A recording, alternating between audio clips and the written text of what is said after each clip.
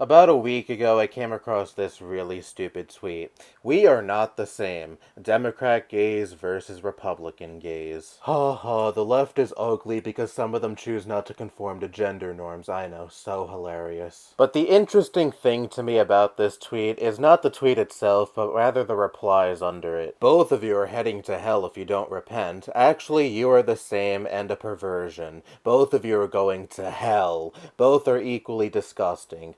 Poop dickery will never be normal. What is the point of conserving the West and losing your own soul? Repent and turn to Christ. He will cleanse you of your sin. This is a classic example of someone who is within a group of people that right-wingers hate, but still desperately trying to appeal to right-wingers, aka a pick-me. Now, for a time, it was pretty lucrative to be a pick-me. For example, I first heard of Blair White in 2016. At the time, we were only a year removed from the Supreme Court ruling that same-sex couples are guaranteed the right to marry in all 50 states in this country. Though don't be surprised if that ends up being swiped away with our now conservative majority Supreme Court, with 3 justices being handpicked by Trump. But back then, LGBT acceptance was on the rise nationally. Trump even, during one of his rallies in 2016, held up an LGBT flag and said that your rights would be ensured during my presidency. And that was met with thunderous applause. Could you imagine Trump or any other prominent conservative figure doing that now? And on top of that, the audience approving of it. Absolutely not. So in a nutshell, the right had to conceal their hatred for these people just a little bit, just a teeny tiny bit. And that's what made people like Blair White and Dave Rubin so convenient back then.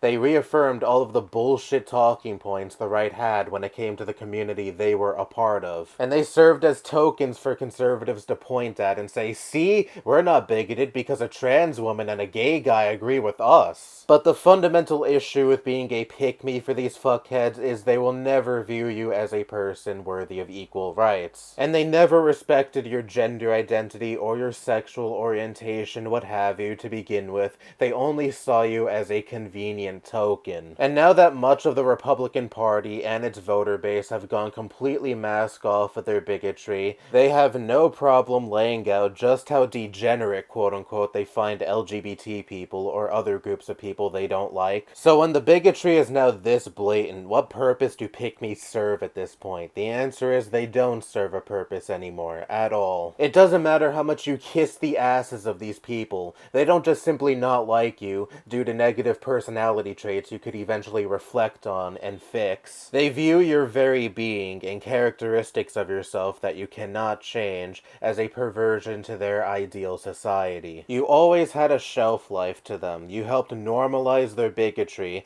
in the form of being a person at the brunt of said bigotry, but still just nodding and agreeing with the bigots regardless. And the second they are comfortable with taking the mask off, they will gladly discriminate against you as well. I remember a few years ago, Blair White did this interview or conversation with Candace Owens, and Candace kept telling Blair that she's actually a man, her gender identity is not valid, and I didn't feel sorry for Blair White one bit. Obviously, what Candace Owens was saying to her was disgusting, but at the end of the day, Blair White made her bed. This is the group of people she chose to associate with and pander to, while throwing the rest of her community, who would probably otherwise accept her had she not been a pawn for transphobes, under the bus. And I can't help but think these pick-me types must lead the most miserable fucking lives. Yes, I know why they're motivated to pander to the right wing. Money. It's not nearly as lucrative to be a prominent figure on the left as it is on the right, and you're filling a niche. You're telling transphobes, homophobes, racists, etc. that they're not any of those things